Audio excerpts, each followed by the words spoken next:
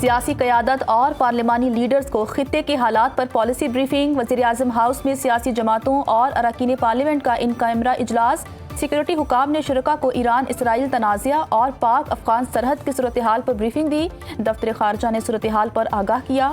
وزیر اعظم شہباز شریف، chairman senate یوسف Raza Gilani, speaker قومی assembly سردار ایاز صادق شریک، وفاقی وزراء بلاول بھٹو زرداری، مولانا فضل الرحمان، متحدہ قومی موومنٹ بلوچستان عوامی پارٹی اور کاف لیگ کے رہنماؤں کی شرکت۔ اپوزیشن جماعت تحریک انصاف کا کوئی رکن بریفنگ میں شریک نہیں ہوا۔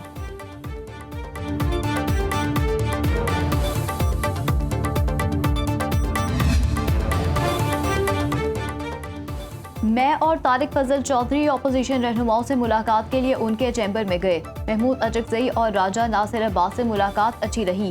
وزیر اعظم کے مشیر رانا ثناء اللہ کہتے ہیں، ہم نے انہیں بولا کہ یہ ایک نیشنل ایشو ہے جس پر سیاست نہیں کرنی چاہیے۔ راجہ ناصر عباس سے بھی اس بارے میں مثبت بات چیت ہوئی۔ انہوں نے کہا کہ سیاسی کمیٹی میں فیصلہ کر کے بتائیں گے۔ آج انہوں نے کہا کہ سیاسی کمیٹی کا کہنا ہے کہ ہماری بانی پی ٹی آئی سے ملاقات کروائی جائے تو پھر ہم اس پر بات کریں گے۔ افواج پاکستان کا آپریشن غضب للحق جاری۔ افغان طالبان فتنہ الخوارج فتنہ الہندوستان کے 50 ٹھکانے تباہ۔ طورخم کے نزدیک افغان طالبان اور فتنہ الخوارج کی دراندازی کی کوشش ناکام۔ افغان طالبان سرغنہ قہرمان ساتھیوں سمیت جہنم واصل۔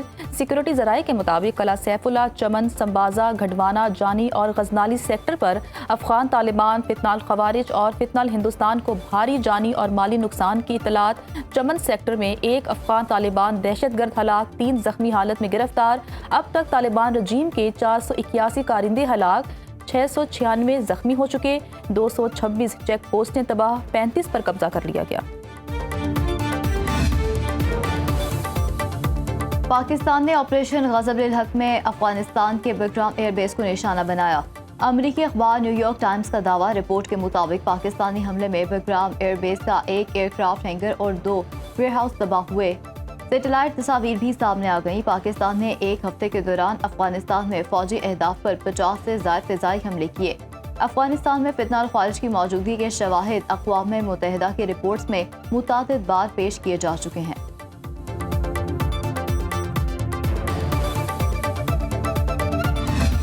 ہم متفقہ طور پر یہ بات سمجھتے ہیں کہ ہماری فوج ایمان، تقوی، جہاد فی سبیل اللہ والی فوج ہے، اور یہ خوارج کے خلاف اور فتنہ ہندوستان کے خلاف جو اس وقت جنگ لڑ رہی ہے، یہ جہاد ہے، اور یہ رسول اللہ صلی اللہ علیہ وسلم کی فرامین کے مطابق یہ جہاد عظیم ہے، افضل ترین جہاد ہے، اور اس کا ساتھ دینا پوری قوم کی، علماء، مشائخ کی، مذہبی سیاسی جماعتوں کی ذمہ داری ہے۔ افغانستان بارڈر پر جاری جنگ کو جہاد سمجھتے ہیں۔ پاکستان کی افواج فتنہ الہندوستان اور فتنہ الخوارج کا بھرپور مقابلہ کر رہی ہے۔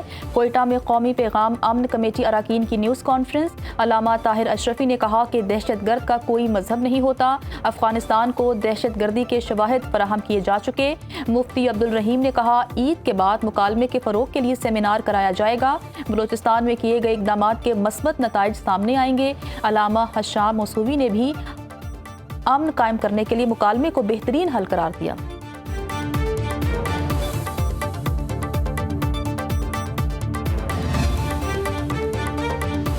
سعودی عرب کی متبادل سپلائی روٹ سے پاکستان کو تیل فراہمی کی یقین دہانی۔ وفاقی وزیر پیٹرولیم علی پرویز ملک کی سعودی سفیر نواف بن سعید المالکی سے ملاقات۔ بحیرہ احمر میں واقع بندرگاہ یامبو کے ذریعے تیل کی سپلائی پر اتفاق۔ وفاقی وزیر خزانہ محمد اورنگزیب کہتے ہیں پیٹرولیم مصنوعات کے وافر ذخائر موجود، رشنگ کی کوئی ضرورت نہیں، حالات سے بہتر نظم و ضبط کے ساتھ نمٹا جائے گا۔ پیٹرولیم مصنوعات کے لیے 28 دنوں کا کور موجود ہے۔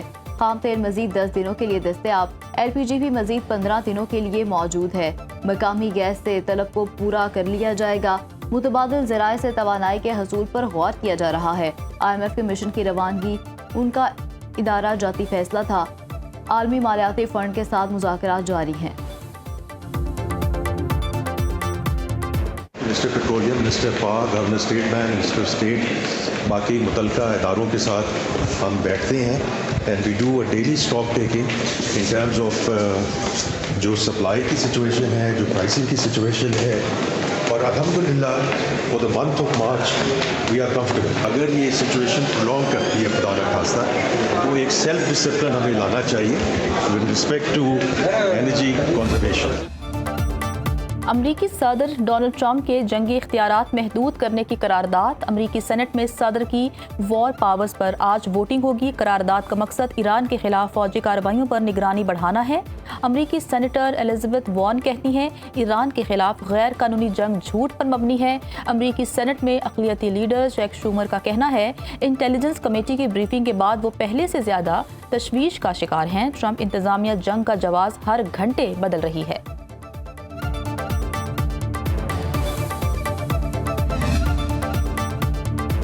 ایران کے حملوں میں امریکی فوج کے 6 اہلکار ہلاک، 18 زخمی ہو چکے. امریکہ نے کویت میں ایرانی حملے میں ہلاک 4 فوجیوں کی شناخت ظاہر کر دی.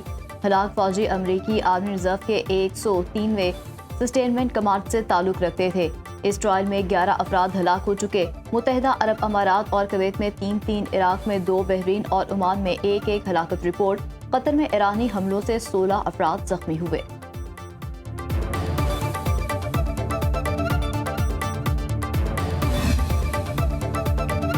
امریکہ کو ایران کے خلاف جنگ مہنگی پڑنے لگی. 4 روز میں ایران نے امریکہ کے $2 ارب سے زائد کے فوجی اثاثے تباہ کر دیے. ترک میڈیا کی رپورٹ کے مطابق ایرانی حملے میں تباہ العدید ایئر بیس قطر کے جدید ریڈار سسٹم کی مالیت $1.1 ارب ہے. کویت میں 3 F-15 اسٹرائک ایگل فضائی طیارے تباہ ہوئے جن کی مالیت $900 ملین کے قریب ہے. بحرین میں 2 سیٹلائٹ ٹرمینلز اور کئی عمارتیں تباہ ہوئیں. UAE، عراق اور سعودی عرب میں بھی امریکی فوجی اور سفارتی مراکز کو بھاری نقصان پہنچا. 15 لاکھ مسافر مشرق وسطیٰ میں پھنس گئے. ہوا بازی کی صنعت کو $2 ارب 60 کروڑ کا نقصان ہو چکا. سیاحت اور ہوٹلنگ کا شعبہ بھی بری طرح متاثر ہے.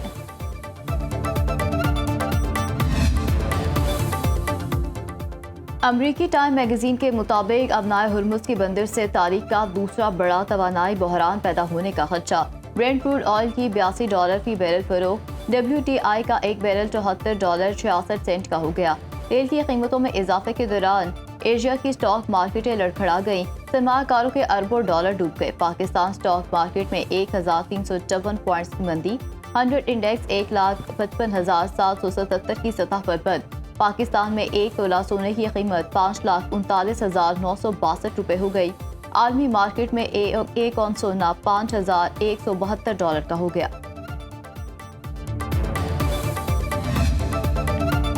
امریکہ نے آبنائے ہرمز کھلوانے کا فیصلہ کر لیا. ضرورت پڑنے پر آبنائے ہرمز میں کمرشل جہازوں کے ساتھ امریکی نیوی جائے گی. جہازوں کے انشورنس میں امریکی مالیاتی ادارہ مدد کرے گا. آئل ٹینکر سمیت تمام تجارتی جہازوں کو انشورنس اور گارنٹی فراہم کی جائے گی. امریکی صدر ٹرمپ کی جرمن چانسلر سے بھی ملاقات کے بعد میڈیا سے گفتگو. کہا امید ہے ایران تنازع کے بعد تیل کی قیمتیں گریں گی.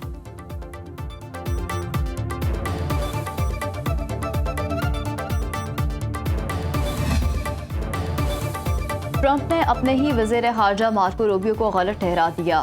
امریکی صدر نے دعویٰ کیا امریکہ کو اسرائیل نے ایران کے خلاف جنگ میں نہیں دھکیلا. میں نے خود اسرائیل کا ہاتھ ایران پر حملے کے لیے آگے بڑھایا. اس سے پہلے امریکی وزیر خارجہ مارکو روبیو نے کہا تھا ایران پر اسرائیل حملہ کرنے جا رہا تھا. جواب میں ایران کی جانب سے امریکی فوجیوں کو نشانہ بنائے جانے کا خدشہ تھا. اس لیے امریکہ نے جنگ میں پہل کی. امریکہ کے ڈیموکریٹک رکن کانگریس جاکسن کاسٹرو نے کہا کہ وزیر خارجہ مارکو روبیو نے تسلیم کر لیا امریکہ کو اسرائیل نے ایران جنگ میں دھکیلا.